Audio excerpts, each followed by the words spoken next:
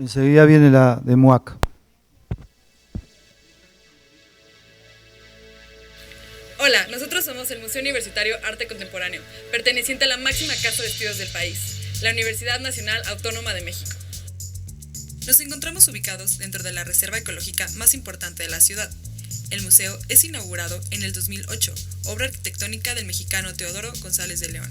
Somos uno de los museos más importantes en Latinoamérica, teniendo como objetivo construir una historia de las prácticas artísticas en México a partir de los años 50. Hemos tenido muestras de artistas internacionales, entre ellos Anish Kapoor, Yves Klein, Carlos Cruz Diez, Sildo Mireles, Tsai Woo-kyung, entre otros.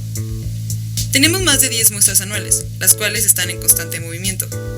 También realizamos talleres, conferencias, conciertos, entre otras. El MUAC tiene un fuerte compromiso con la comunidad. A través de sus programas públicos realiza ejercicios y proyectos como lo son MUAC en tu casa, Tejiendo de Santo Domingo, Proyecto Enlace y coloquios internacionales.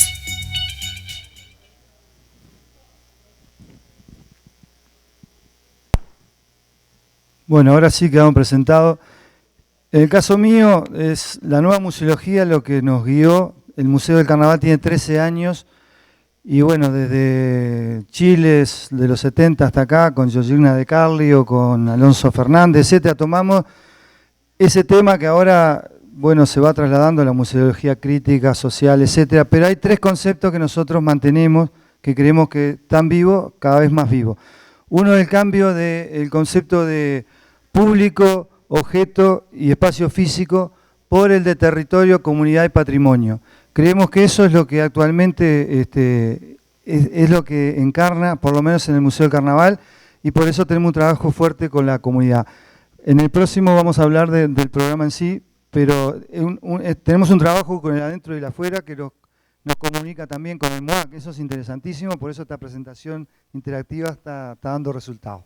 Sí, cuando nos piden que trabajáramos esta presentación en conjunto, o sea, que no fueran 2 presentaciones aisladas, pues la primera pregunta era ¿qué nos hacía que tuviéramos conexión entre nuestros proyectos? Y en realidad encontramos que no era solo sobre los proyectos, sino cómo trabajamos. O sea, a partir de estos 3 puntos que ya menciona Alejandro, pero además esta responsabilidad social que el museo tiene hacia su contexto exterior, que ya lo hemos trabajado en esta semana, ya se ha estado reflexionando en cómo el museo tiene una necesidad, más bien, la necesidad, pero también esa responsabilidad de ver hacia la afuera, no solamente internamente. Bueno, aunque la museología crítica también habla de cómo interiormente nosotros reflexionamos sobre nuestra práctica, también cómo lo vinculamos con ese afuera, que se ha estado hablando constantemente durante esta semana, en cómo esos contextos, en esas problemáticas o esas situaciones que se viven fuera de nuestros museos tienen que ser interiorizadas en el museo. Y bueno, nosotros tenemos, yo voy a hablar específicamente de un programa que es un programa en cárcel de mujeres, se llama El Carnaval y sus Artes. Nosotros, desde que se inició el museo, trabajamos con la comunidad, trabajamos en 17 barrios de Montevideo, trabajamos en gira por todo el país, pero específicamente el Carnaval y sus Artes es un trabajo que estamos haciendo en la cárcel de mujeres en Montevideo, es en la cárcel nacional, con la propuesta de 3 talleres de capacitación. En vestuario, en maquillaje y en escenografía. Y dentro de escenografía, capacitación en soldadura y en electricidad. La idea es que esas capacitaciones sirvan cuando puedan haber desarrollado capacidades como para defenderse afuera después de otra manera. Tenemos pasantías pagas y pagas a través de una cooperativa. Hacemos socios a las personas de una cooperativa de arte, de artistas y conexos, y ya eso es un paso, llevarlo a que sea parte de la afuera. Y las pasantías es muy importante, aparte que sean remuneradas, es muy importante porque es lo que te da realmente una inclusión nuevamente en la sociedad. A veces capacitamos dentro de las cárceles, pero cuando salen vuelven al mismo barrio, con la misma gente y al mismo, la chance es 0. Con este programa, y lo decía con orgullo hace poco, antes de venir para acá, una de las personas que ya fue liberada, montó su propio emprendimiento de vestuario. Entonces, Y nosotros, particularmente el museo, seguimos contratando a gente que es liberada y a veces hacemos trabajo adentro de la cárcel para montaje de muestra, para carros alegóricos, en fin, ahora hubo una fiesta de cultura comunitaria y contrataron a ese grupo con nuestros talleristas para hacer determinadas cosas para esa fiesta. Entonces, vemos que a través de la pasantía como que se cierra un círculo que para nosotros es virtuoso, que realmente teníamos algunas interrogantes, no sabíamos. Cuando nos dimos cuenta que solo capacitar no servía, dijimos, bueno, esto hay que acompañarlo por este tipo de cosas y están dando resultados. Hablamos de cultura del trabajo. Bueno, este es un programa que está financiado por INEFOP, que es el Instituto Nacional de Empleo Profesional, de Formación, donde están los empresarios, los trabajadores y el Estado poniendo plata para distintas capacitaciones en todo el Uruguay, para gente que quedó sin trabajo, etcétera, etcétera. Pero nos piden cosas como esta, que se inculque cultura del trabajo. Entonces hablamos de valores, hablamos de puntualidad, hablamos de escuchar al otro, hablamos de trabajar en equipo, aparte de aprender lo que estamos aprendiendo, diálogos con los profesores, trabajo, bueno, etcétera. Es algo, la responsabilidad cuando te anotás en el curso, no mantenerlo. Para dar el certificado tiene que tener el 80% de aprobación, o sea, de presencia y de aprobación, y para hacer las pasantías tiene que ser propuestas por los propios profesores y después las autoridades de educación de la cárcel son las que deciden si esa persona puede estar apta con nosotros, pero puede tener otras connotaciones que uno tiene que ser respetuoso de ese tipo de cosas. Y bueno, pero en general, todas las pasantes que nosotros hemos propuesto han sido aceptadas. Los desafíos a futuro es fundamentalmente mantener la financiación del programa. Como decía el programa, por ejemplo, ahora va a haber elecciones en mi país y van a cambiar las autoridades. No importa el gobierno, importa que van a cambiar las autoridades y también van a cambiar las autoridades de INEFOP. Entonces, bueno, mantener la financiación para nosotros es un desafío grande, el más grande. Después continuar con el proceso y mantener la participación. En la cárcel hay unas 500 personas, de esas 500, 100, 120 participan de este proyecto. O sea que es una cantidad respetable y va cambiando año a año. O sea, algunas van acumulando su destreza y bueno, pasan a ocupar el grado de pasantía y otras se suman. Ahora le dejo a mi amiga. Bueno, ahora, MOAC en tu casa consiste en prestar piezas de la colección del museo originales para que se las lleven los chicos del bachillerato, que son estudiantes de la universidad de entre 15 y 18 años de edad, a su casa durante un mes y medio. Este es un proyecto que involucra a todo el museo y ese fue el primer reto que tuvimos. El poder sensibilizar al área de colección, al área de museografía, al área de curaduría, para que modificáramos esta estructura del espacio museístico. Porque al final estos objetos llegan a espacios privados en donde tienen un diálogo con la fotografía de los 15 años, con el jaguar que se compraron en Chiapas, con otros elementos y pues el discurso es distinto, ¿no? Es decir, el diálogo se da con la familia, con los estudiantes, pero bueno, lo importante también es ver cómo el propio museo entabla una relación interna bastante dinámica, en donde ahora los museógrafos ya no solamente están en las salas de exposición montando las obras, sino van a las casas y entonces la familia los conoce y la mamá le pregunta que cómo es que es su trabajo, o le invita el vaso de agua, o sea, hay una conversación y humaniza el museo, porque deja de ser ese espacio que es un edificio para ser personas y saber que pues realmente somos personas las que trabajamos dentro de un museo. Una vez que la pieza está en la casa y que los chicos experimentan, bueno, ellos tienen que participar en una convocatoria para poder tener la pieza, porque solamente podemos prestar 6 piezas al año, porque es un trabajo bastante arduo internamente dentro del museo. Y bueno, una vez que son seleccionados y que ya la pieza está en la casa, pues ellos tienen que decidir qué es lo que va a suceder, cómo vamos a dinamizar ese objeto que está ahí, ¿Cómo vamos a ponerlo en diálogo con los vecinos, con su propia familia, ¿no? Los padres? Se involucra la familia del lugar donde está la casa. Es una cosa bastante interesante ver cómo entabla también una comunicación entre ellos, donde los padres se empiezan a dar cuenta de los intereses de los hijos, donde los hijos van a tener que dialogar con los padres y llegar a mediaciones de espacios, de tiempos, de a quién ingresa a una casa, porque bueno, también como les decía es un espacio privado y ellos tienen que decidir quién llega a su casa, que puede ser la familia, que puede ser el vecino. Nos ha tocado unidades de departamentos en donde pues no se conocen entre ellos, pero este programa ayuda a de repente subir con el vecino de arriba y decirle, oye, ¿no te interesa venir a mi casa y que platiquemos sobre una pieza que tengo ahí? O, bueno, tuvimos un caso extraordinario de una chica que vive en una zona más o menos conflictiva en la ciudad y lo que ella hacía era escribir en una cartulina, ¿te interesa ver una pieza de arte contemporáneo en mi casa? Y se plantaba fuera del metro. Entonces también yo de repente me quedo pensando, ¿qué haría si yo me encontrara una chica con una pancarta fuera del metro? No sé si iría realmente, pero bueno, o sea, hubo gente que sí fue.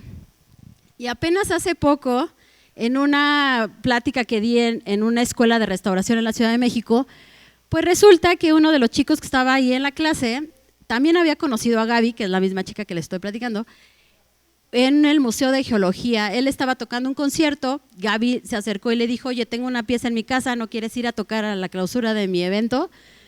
Y entonces son esas anécdotas que hasta el momento que me lo contó él, le dije, no lo puedo creer, pero sí creo que es Gaby porque, o sea, me tocó verla hacer la pancarta y estar afuera del metro. Y bueno, y ahora, para que no nos crean a nosotros, vamos a dar unos testimonios. Que haya maquillaje, porque sé que es un día que mi mente se despeja completamente y estoy pensando en eso, y el día anterior pensando en qué puedo proponer, qué puedo hacer para hacer, y bueno, es algo que también vas pensando futuro, ¿no? Bueno, salgo y me dedico a... Te genera alegría y emoción al saber que lo que nosotros hicimos en la unidad 5 lo va a ver toda la gente. Día a día un nuevo aprendizaje, una oportunidad, veo yo que es una oportunidad, una fuente de trabajo al día que me den la libertad, que no necesito ni dependo de otra persona, que puedo hacerlo yo misma y puedo trabajar, y tal, la posibilidad de mostrar que uno tiene creatividad, que no creía que la tenía y que puede salir adelante haciendo. Me parece maravilloso la posibilidad de que vean que no porque ser privada de libertad no se puede salir adelante ni se puede hacer las cosas. Al contrario, me parece maravillosa la oportunidad del museo y todo lo que dedicaron los profesores a nosotros. Y bueno, y que vean que bueno, que por más que uno se haya equivocado, haya cometido errores, puede salir adelante y mostrar todo esto maravilloso que pudimos crear. Ahora van los testimonios de MUAC.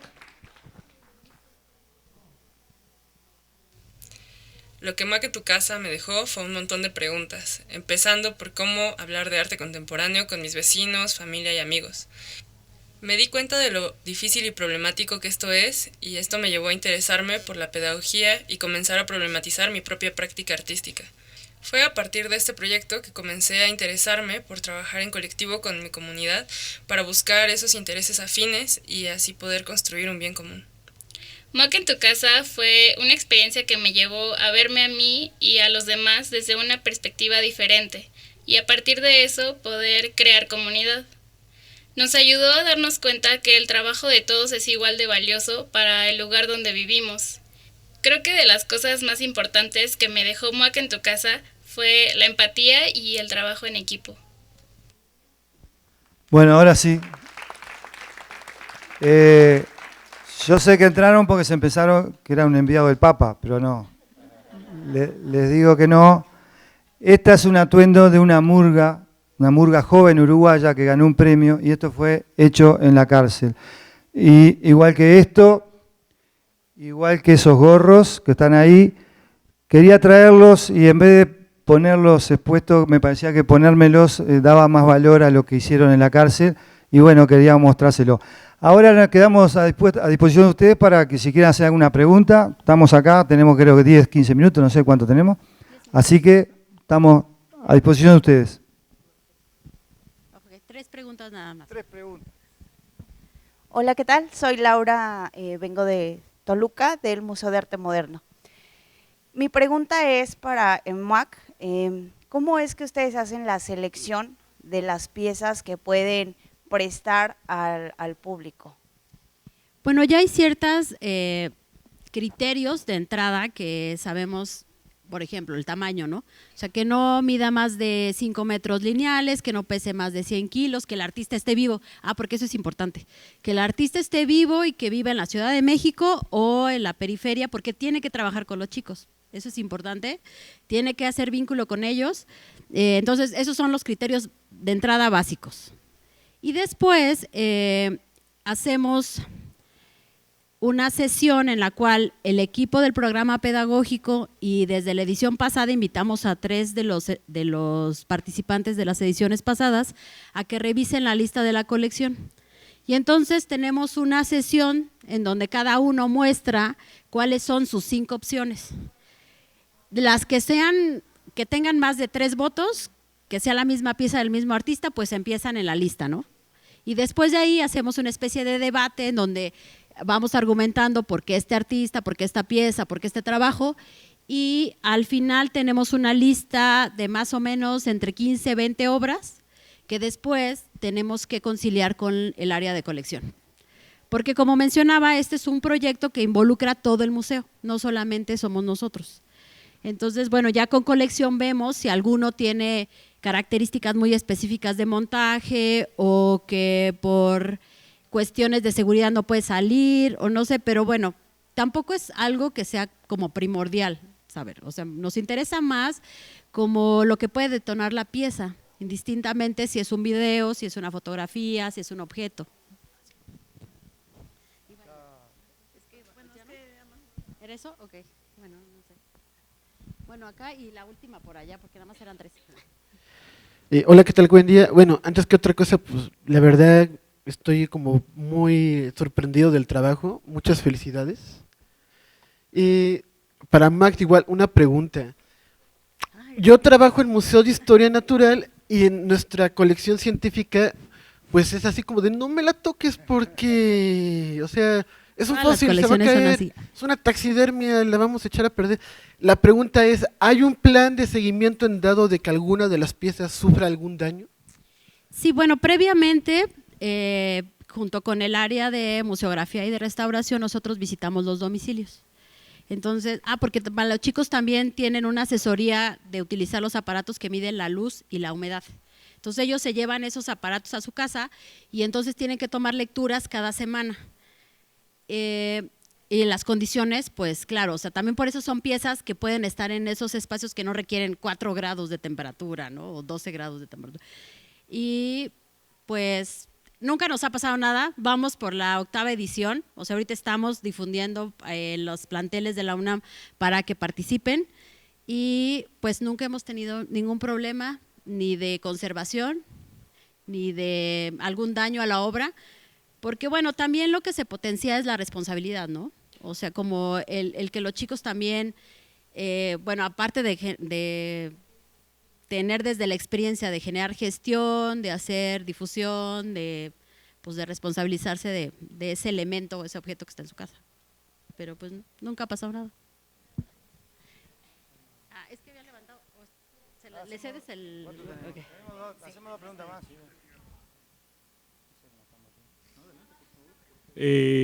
Aparte de los talleres que dan en la cárcel de mujeres, ¿adentro del Museo del Carnaval tienen otros talleres para la gente? ¿Qué tipo de talleres son? Sí, tenemos 10 talleres distintos. El concurso de carnaval, ese que yo digo que es el más largo del mundo porque empieza a fines de enero y termina en mitad de marzo, y es literal, todos los días existe el concurso, son 5 categorías. De las 5 categorías tenés parodistas, humoristas, negros y lugolos, revistas y murgas. De los 5 tenemos 2 talleres de cada uno en el rubro, para niños o no tan niños, para adultos, según la edad. Tenemos 10 talleres y estamos confeccionando nuevos, pero hay 10 talleres que ofrecemos a la comunidad toda y sobre todo a la comunidad educativa, ¿no?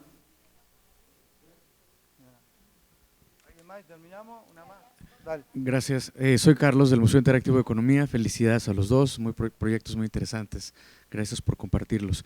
Quería preguntarte justo, ¿cómo es el proceso de engagement, ¿no? ¿Cuál es la forma en la que involucran a las personas que están en el centro penitenciario, las mujeres, de primer momento? Porque en el museo evidentemente hay una labor de enamoramiento, digamos, cuando la gente llega y hay un proceso ahí para que sean cómplices de la experiencia, pero en la cárcel entiendo que las reglas son distintas, entonces me da mucha curiosidad cómo comienzan esa interacción. Muy buena pregunta. En realidad también hay que desmitificar el adentro y el afuera. Yo hace 13 años que estoy entrando y saliendo de distintas cárceles y bueno, hay muchas cosas que no son ciertas y hay mucha naturalidad cuando estás adentro. Entonces, el museo cuando comienza con un proyecto que se hacía en otro departamento, que es el departamento de Canelones, no en Montevideo, donde había un movimiento cultural muy grande, muy importante, donde se le dio cabida a determinados presos o presas que querían exponer porque era un movimiento de arte general y todo el mundo mostraba lo que quería mostrar. Se llamaba Canelones de Muestra. Ahí surge la idea. Cuando empieza el museo, decimos, hay que seguir esto con el carnaval. Y ahí empiezan los carros alegóricos, los cabezudos, etcétera, etcétera. Y nosotros ya tenemos una inserción a la cárcel en lo que es particular y ya vamos viendo por dónde se puede captar la atención. Cuando se formaliza este proyecto, nosotros trabajamos mucho con la parte, porque la cárcel tiene una parte educativa, una parte responsable, educativa. Trabajamos mucho con esa persona, diciéndole la importancia que iba a tener el proyecto, cómo queríamos que fueran seleccionados, que tenía que ser abierto, que al principio no importaba si venían un minuto y se iban, no era problema que se anotaran, porque de hecho nos sigue pasando ahora, incluso porque hay gente que sale en libertad y está a mitad del proceso y es una preocupación que tenemos, ¿cómo hacemos para que termine el proceso en el afuera? Todavía no lo tenemos resuelto. Entonces, bueno, la captación es un llamado abierto a las 500, 600 que forman parte de ese conjunto. Ahí se anotan y bueno, salvo que tengan alguna medida extrema, que hayan hecho algo de extrema gravedad, que no tengan posibilidad de acceder, los demás están en todas condiciones de acceder. Y ahí vamos viendo. Y a veces como son talleres distintos, por ejemplo en escenografía, que tiene 2 módulos de soldadura y electricidad, a veces ya hicieron una cosa y van a hacer la otra. Entonces, por eso es tan importante la continuidad del programa, que es el desafío mayor que tenemos. Bueno, así terminamos entonces. Muchas gracias por estar. Un gusto habernos encontrado acá.